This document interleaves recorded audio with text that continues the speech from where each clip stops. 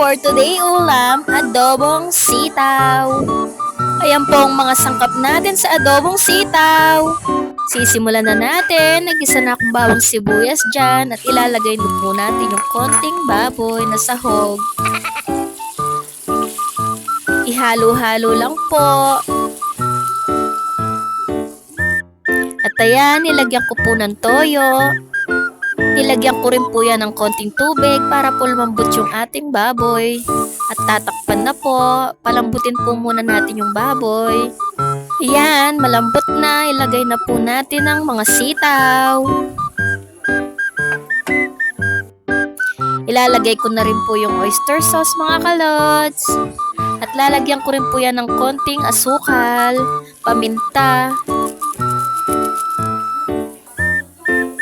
Imekos-mekos lang po ulit mga kalods hanggang lumambot po ang ating mga sitaw.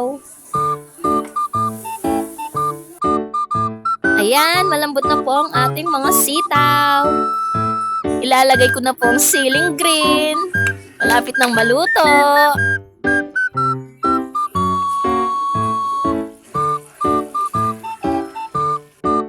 Luto na mga kalods, kainan na!